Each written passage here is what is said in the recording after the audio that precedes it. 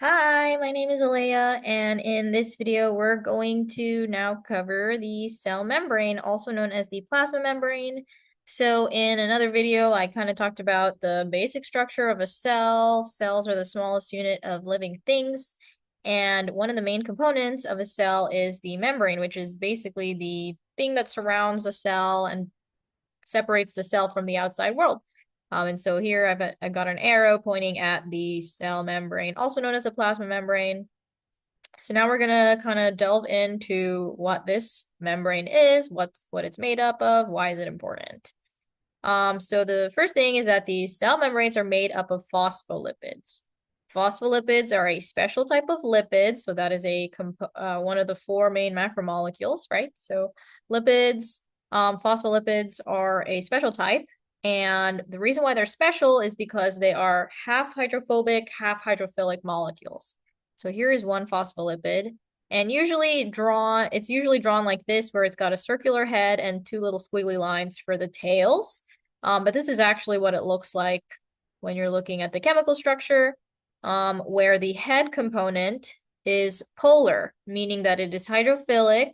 There's a bunch of, polar bonds here. There's some partial charges. There's actually a positive and a negative charge, like an actual charge, not even a partial charge. So this component of the phospholipid is very hydrophilic. It will mix well with water, and that's really cool. But the other half of the phospholipid, which are the fatty acid tails, and there's two of them, these are going to be very, very hydrophobic. Remember that lipids, like oils, butter, things like that, they don't mix well with water. So this half of the phospholipid does not mix well with water. So we've got this kind of weird hybrid molecule where half of it mixes well with water and the other half does not. Now, this makes it really cool because in a liquid environment, in a water environment, it's going to make this phospholipid bilayer. So a bilayer means it's made up of two layers. And as you can see, the heads face outwards and the tails face each other. And that is because there's water everywhere. And so the heads, which are hydrophilic, are going to face towards the water, and the tails are going to face each other because they don't want to be hanging out with water. And so this is kind of the natural way that phospholipids assemble. If I were to take a bunch of phospholipids and throw it in a bucket of water and mix it around, they will eventually make a structure sort of similar to this. And that is really unique. And all cell membranes, or just membranes in general, are made up of these phospholipid bilayers. So membranes are made of phospholipids in this bilayer formation. Now, there's other stuff too. So it would be nice if it was just phospholipids in a bilayer. But there's obviously going to be other things involved. Just like, again, when I think of a cell, I think of a room or a house. And the walls around the house or the fence around the house is the cell membrane. But it's not like you just have the walls, you also have a door, you've got windows, you've got stuff. And so just like that with a cell, it's not just a membrane with phospholipids, there's other things going on. For example, there are proteins that are kind of embedded into the membrane. So we call those the integral proteins. They kind of they're just shoved in there and they take up the whole, they span the entire membrane. Some of these integral proteins are channel proteins, meaning that there's like a gap or a tunnel in the middle. Obviously, for transport, things can go in and out. And then we've also got peripheral proteins. These proteins, notice they're not embedded through the whole thing. They're kind of just stuck on one side or another. And so these also have functions. Again, there's so many different functions that proteins can have. This could be like a signaling molecule or a sensory molecule or literally anything. So yeah. And then there's also some glycolipids and glycoproteins that are attached, and they're the ones that are kind of sticking out like antennas. These are for attachment, communication, you name it. There's a bunch of different functions for these guys that are sticking out as well. Glycolipids, by the way, so the root word glyco has to do with a sugar, and lipid for lipids. So a glycolipid is basically a lipid and a carbohydrate combined. And then a glycoprotein is a protein and a carbohydrate combined. So the root word glyco has to do with carbohydrates, and then of course protein. So lots of random stuff going on in the cell membrane. So it's not just phospholipids, there's a ton of other things going on. And then finally, there are also cholesterol molecules that are embedded in the cell membrane. This is for structure and kind of makes the cell membrane a little bit more rigid. So these are structural molecules. By the way, in bacteria, instead of cholesterol, they have hopanoids, kind of a similar molecule, but it's not cholesterol that they have in their cell membrane. Okay, cool. Now the membrane, as I said, is the division between the inside and the outside of the cell. But obviously, things need to go in and out all the time. And so now we're going to be talking about how things can be transported in and out of the cell through the membrane or using the membrane. So one way that things can move in and out is through diffusion. And in diffusion, molecules are going to move from an area of high concentration of that molecule to an area of low concentration of that molecule. So as you can see here, this is the outside of the cell. This is the inside of the cell. There's tons of this molecule, whatever it is. As you can see, there's tons of it outside. And so over time, naturally, these molecules are going to diffuse through the membrane and get inside. And notice that this is, again, over time, and it will stop when there's kind of an equal balance. And so now molecules are moving in and out at kind of an equal rate. And this is just a natural way that things happen. Things will always go from high concentration to low concentration until we've got some kind of equilibrium. This process, by the way, requires no energy. This is a natural occurrence. Molecules are going to move through the membrane from high to low concentration with no energy. Now, depending on the molecule, they'll either be able to go through the membrane by themselves, or they will need to go through a channel protein to get inside or to get outside. In simple diffusion, if the molecule is very small and uncharged, it will be able to pass through the membrane just fine on its own. But obviously not every molecule is small and uncharged. So any large molecules or charged molecules, by the way, charged means it has some kind of positive or negative charge. These molecules need to go through a channel or carrier protein to get in and out. By the way, why is it uncharged molecules that can go through? Because remember that the membrane is made up of phospholipids, and lipids are uncharged. So only molecules that are also uncharged are going to go through. So molecules that are ions, for example, like a sodium ion, which is positively charged, will not be able to go through because this membrane is very uncharged, right? It's made up of lipids. So only molecules that are uncharged can go through. Charged molecules and large molecules have to go through facilitated diffusion using some kind of carrier protein, channel protein, whatever you want to call them. Now, let's talk about water by itself. Water can also go through the membrane, but it moves in a different way because water is weird. And so osmosis is the movement of water through a membrane, but it's going to go towards high concentrations of solutes. So first, let's get some definitions out of the way. A solute is anything dissolved in water. So that could be a salt, a sugar, whatever. And water likes to go towards things that have high concentrations of salts, sugars, whatever.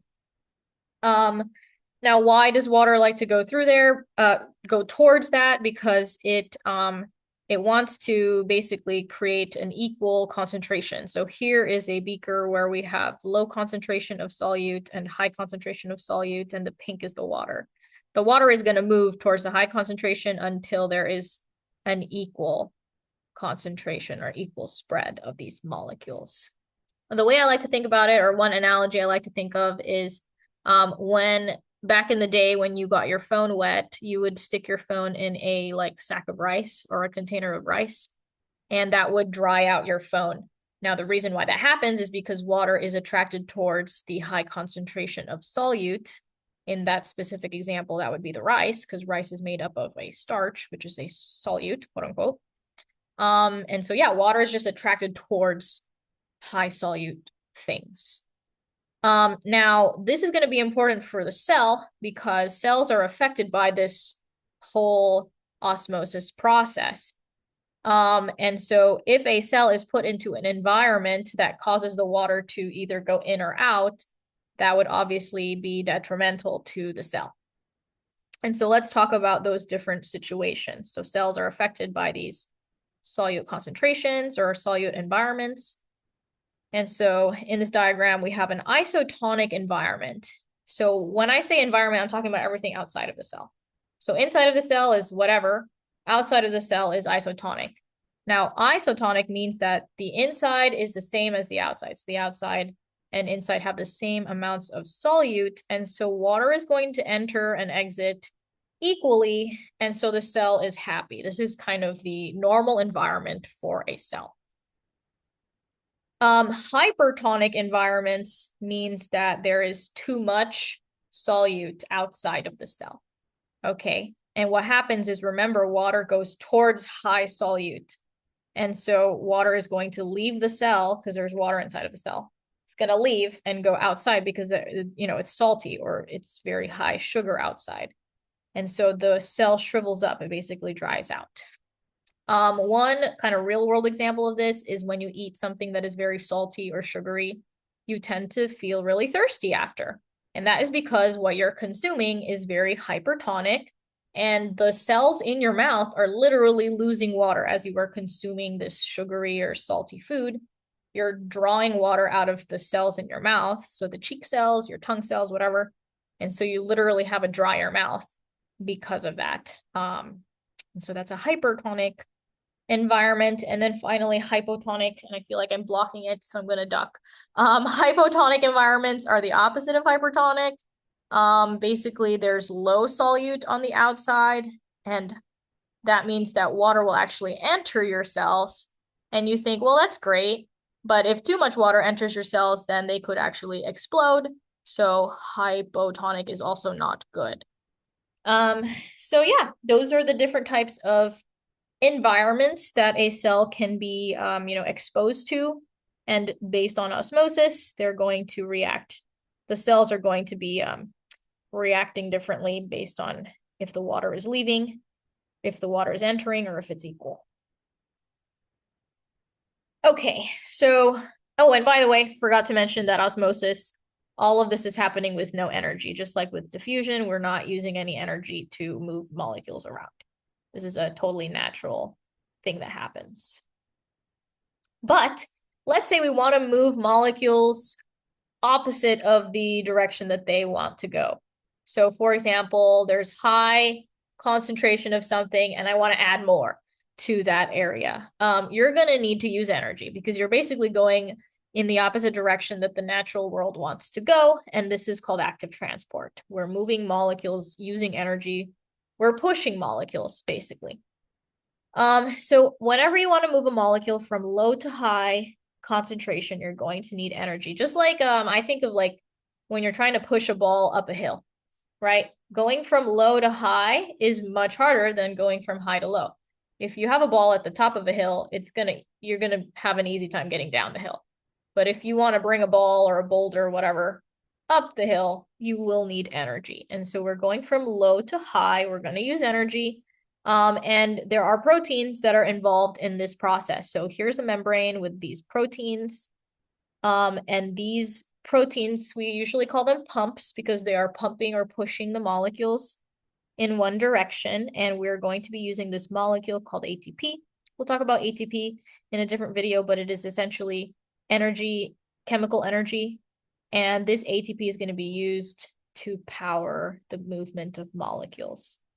By the way, it doesn't have to be energy. It doesn't have to be ATP. It could be a different form of energy, but some kind of energy has to be used to move these molecules along. There is another way to move molecules, and this is bulk transport. So, if you want to move hundreds and hundreds of molecules at a time, we're not going to use just these pumps. It would take forever. And so a different way is through bulk transport. This is basically moving large molecules or multiple molecules at once. And the way we do that is through vesicles. So the membrane itself becomes a package that carries molecules around. So for example, if there is a giant molecule or particle that the cell wants to take in, it can use endocytosis, which will, the membrane itself, so here in yellow is the cell membrane, the membrane itself will engulf the molecule and then it will take it in. And then it will form a vesicle or a vacuole, but basically it engulfs it into a little package. And now this bubble is going to move around in the cell. Yeah. Now there's different types of endocytosis. There's phagocytosis, which is using vesicles to take in a gigantic molecule. There is pinocytosis, where we're taking in a bunch of smaller molecules. I know they're only showing one here, but imagine if there were like 50 in here. Or there's receptor-mediated endocytosis, which is basically a fancy way of saying it's endocytosis, but only specific molecules can trigger this process. So here, as you can see, there's these receptors and only the star molecules are able to go in, not the square ones, right? So it's a more specific version of endocytosis. And then the opposite of endocytosis is exocytosis. I'm not going to really go through that process too much, but as you can imagine, it's the opposite. We have molecules that are in a vesicle. The vesicle gets to the membrane, and then it fuses with the membrane, and everything spills out of the cell. And this is a way of getting stuff out of the cell very quickly. Lots of molecules are being transported at once. As you can imagine, with bulk transport, we are going to be using energy because guess what? We're moving tons of molecules at once and using the membrane to do it. So very expensive in terms of the energy usage. All right, that was it for this video. Just wanted to say real quick though that everything that I was talking about was primarily for bacteria and eukarya, not the archaea. Archaea are super weird. Here in this diagram, I'm just showing the phospholipid difference between archaea and bacteria. So they have some kind of weird stuff going on with their phospholipids. And not only that, but instead of them making a phospholipid bilayer, archaea make this like bilayer where the phospholipids attach in the middle, right? So rather than having the tails just facing each other, the tails face each other and attach, which is also very weird. So just a random quick aside is that most of what I was talking about was for bacteria and eukarya. The archaea are weirdos. So anyway, hope this video was helpful and I will see you in the next video.